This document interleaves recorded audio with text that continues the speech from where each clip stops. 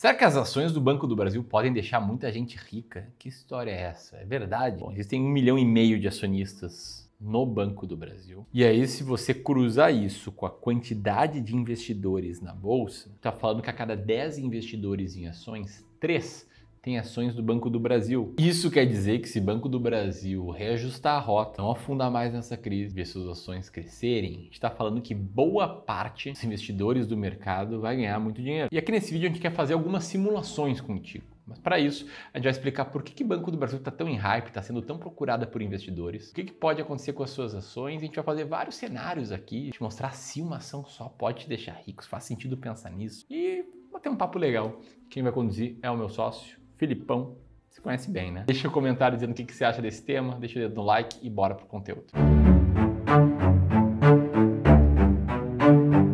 Boa, vamos lá, o Banco do Brasil está sempre entre as empresas mais buscadas da nossa bolsa. Inclusive, desde 2022, ela já passa a ter o maior número de investidores pessoas físicas na bolsa. Só que já há algum tempo, desde o começo desse ano, as recomendações para a empresa têm piorado. Inclusive, com a XP vendo a chance do Banco do Brasil cair ainda mais daqui para frente. E o Goldman Sachs cortou o preço-alvo por causa da pressão do crédito rural. A gente vem falando sobre isso aqui no canal bastante. Afinal de contas, o resultado recente do segundo TRI teve uma queda de 60% no lucro, inclusive com um cancelamento do dividendo que ia ser pago agora no início do segundo semestre e ficou somente para dezembro desse ano. Mas o fato é que, apesar disso tudo, ela segue sendo uma das empresas favoritas por causa do seu longo prazo na bolsa. A popularidade dessa empresa por todas as casas de análise até um dia desse estava em alta, até mais especificamente o final de 2024. E é aqui que a gente vê as razões claras do porquê que ela é tão queridinha pelo mercado. A primeira razão é que o lucro vem numa trajetória crescente muito forte nos últimos 10 anos. Se a gente for olhar para 2016, o lucro do Banco do Brasil era de cerca de 8,6 bilhões de reais. Sendo que em 2024 esse mesmo lucro fechou praticamente em 38 bilhões. Ou seja, uma multiplicação de praticamente 5 vezes o lucro nesse período. E como no longo prazo a cotação da empresa tende a acompanhar esse crescimento do lucro, o que a gente viu nos últimos 10 anos foi uma alta de quase 300% considerando os dividendos, mesmo depois das quedas recentes. Então o lucro crescente no longo prazo, sem dúvida nenhuma, chama atenção demais para os investidores. O segundo aspecto é que o dividendo também cresceu muito nesse mesmo período, saindo da casa dos 37 centavos no ano de 2016 por ação, para fechar 2024 com mais ou menos R$ 2,60, o que equivale a uma multiplicação de 7 vezes a renda passiva em dividendos gerada pelo banco. E é claro que o cenário de 2025 está diferente, mas a gente está olhando o que é que chamou a atenção nos últimos anos por parte do banco dos investidores. E quando a gente fala de uma multiplicação de dividendos por 7 vezes, é como se você hoje tivesse o teu salário no teu trabalho multiplicado por 7 vezes. Quanto é que isso daria? Se você ganha 5 mil reais, passava a ganhar 35. Se você ganha 10, passando a ganhar 70 mil reais. Só para você entender a magnitude que isso aqui tem de reflexo na percepção dos investidores. Então, o dividendo crescente chama a atenção também. A terceira razão que faz com que a empresa seja muito queridinha pelos investidores é que a gente está falando de uma empresa centenária, uma das mais tradicionais do Brasil, fundada há mais de 2 séculos. Inclusive, sobre esse assunto, eu vou deixar uma recomendação de filme que eu nunca falei aqui no canal, que é esse aqui que está na tela, chamado Mauá, o Imperador e o Rei. O filme que conta a história do Irineu Evangelista, o famoso Barão de Mauá aqui do Brasil, que é inclusive o responsável por reabrir o Banco do Brasil. Afinal de contas, a primeira versão do banco foi fundada lá em 1808 pelo Dom João, só que o banco foi liquidado, quebrou alguns anos depois por causa de dívidas, e a segunda versão, que é o que a gente conhece hoje, foi reaberta pelo Barão de Mauá em 1851. E mesmo com todo esse histórico do Banco do Brasil, a última vez que o banco apresentou um prejuízo foi em 1996. Ou seja, essa estabilidade, esse período tão longo de tempo operando no Brasil traz segurança para os investidores que acabam confiando a mais no banco. Isso tudo, inclusive, traz o quarto motivo que atrai bastante os investidores às ações do Banco do Brasil, que ele é apoiado por grandes investidores de renome aqui no Brasil, como é o caso do próprio Luiz Bassi. E aí, por todo esse contexto, mesmo com as quedas, com os resultados piores, muita gente continua confiando no banco. Como é o caso do Mário ali, que comentou: eu quero que Banco do Brasil caia, assim poderei comprar ainda mais. E aí eu vou fazer a pergunta que eu tenho feito em todos os vídeos para você. Você segue acreditando no Banco do Brasil? Ou você acha que vai cair mais ainda, vai estar esperando um pouco mais para só depois pensar em comprar? O que é que você está vendo do mercado? Porque tem uma coisa que pouca gente fala por trás disso tudo. É muito bonito todas essas narrativas, mas vamos para os números do Banco do Brasil, o histórico de rentabilidade da ação de verdade. Quando a gente puxa de 1994, que é o que a gente tem dados mais fáceis de encontrar até aqui, o que a gente percebe é que, mesmo considerando o reinvestimento dos dividendos, o Banco do Brasil teve uma rentabilidade menor até mesmo do que o CDI nesse período. E não foi pouco não, foi 3 vezes menos do que rendeu o CDI. Sendo que no mesmo período, várias outras empresas do mesmo setor, do setor bancário, tiveram uma performance bem superior, como é o caso do Banco Itaú. Aqui no gráfico a gente vê. Enquanto o Itubi 4 subiu 64.000% de 94 até aqui, o Banco do Brasil ficou com singelos 3.700%. A própria comparação com o IVVB11, as maiores empresas lá do mercado americano, cotadas em dólar, no histórico que a gente tem de dados desses dois ativos, a gente também vê o Banco do Brasil perdendo por uma diferença muito grande. E aí, beleza, onde é que eu quero chegar com tudo isso? Será que o Banco do Brasil pode deixar muita gente rica? Ainda mais depois desse desconto que a gente tá vendo no preço, depois da cotação cair tanto. Porque ao analisar esse histórico mais longo que eu acabei de te mostrar, uma coisa fica muito clara. Quem ganhou mais dinheiro de verdade foi quem soube a hora certa de comprar e de vender o ativo também, inclusive. Houveram momentos de alta muito forte e de queda muito forte. O fato é que quando o banco ficou barato de verdade, ele se valorizou muito no futuro. Inclusive, isso não aconteceu só com ele, não. Olha esse gráfico aqui que eu tô te mostrando na tela, com a rentabilidade das ações mais baratas da bolsa no longo prazo, que foi responsável por transformar 100 mil reais investidos em mais de 3 milhões e 100 mil, sem precisar de novos aportes. Esse foi o resultado das 20 ações mais baratas da bolsa. Aquelas empresas que estão fora do radar do mercado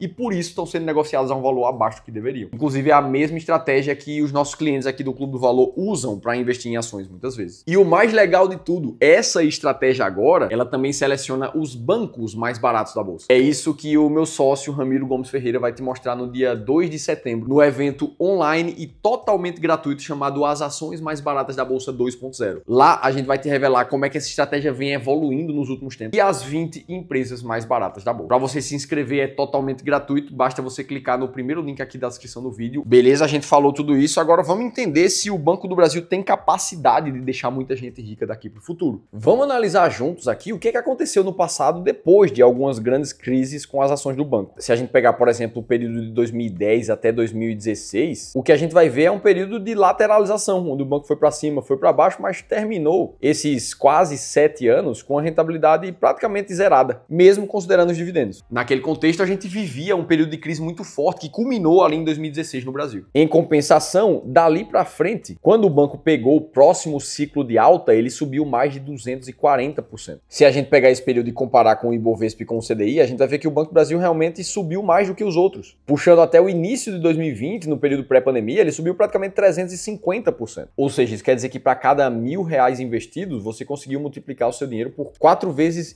Quem tinha um capital de 50 mil reais ali, foi para 225 mil. Quem já tinha um capital de 300 mil reais, foi para 1.300.000. E assim sucessivamente. Em compensação, a gente vê outros períodos de lateralização e de queda. Dali para frente, de 2020 para cá, o que a gente vê é o Banco do Brasil empatando praticamente com o Ibovespa e perdendo os dois para o CDI. Vamos olhar agora o período pós-2008, onde o mercado entrou em crise por causa do subprime americano, mas dali para frente, pelo menos na Bolsa do Brasil, até 2010, a gente viu um ciclo de alta acontecer, onde, de novo, o Banco do Brasil teve uma rentabilidade mais alta do que o Ibovespa e do que o CDI, subindo 128% naquele período. Ou seja, sendo responsável por pouco mais do que dobrar o capital dos investidores em pouco mais de um ano. E aí, logo em seguida, depois disso, foi o período entre 2010 e 2016, que a depender da janela que a gente pega, o banco fica ainda com a rentabilidade muito negativa, durante quase 7 anos. Então, o que é que dá pra gente começar a concluir daqui? Normalmente, depois de quedas muito fortes, no passado, o mercado demonstrou uma força maior em relação ao banco, tanto é que ele bateu o Ibovespa e CDI nas voltas. Só que não dá para saber se isso vai acontecer e quando isso vai acontecer. Tem um cheiro de oportunidade por trás disso tudo? É óbvio que tem. Agora, para saber se o Banco do Brasil vai deixar você rico, eu preciso ser extremamente honesto contigo. Não é uma ação apenas que vai deixar você rico, não é o Banco do Brasil sozinho que vai deixar você rico. O que vai deixar você rico de verdade no médio e longo prazo é uma combinação de aportes constantes na tua carteira, junto com uma estratégia clara que te mostre sempre a hora certa de comprar. E não ficar o tempo inteiro de será que já chegou a hora certa? Será que o preço já tá barato demais? Sem critério nenhum por trás. Só que para você fazer isso, você precisa ter convicção o suficiente da sua estratégia, sem precisar ficar tentando prever o futuro. E é por isso que nesse cenário eu reforço o meu convite, se inscreve aqui para o evento As Ações Mais Baratas da Bolsa 2.0.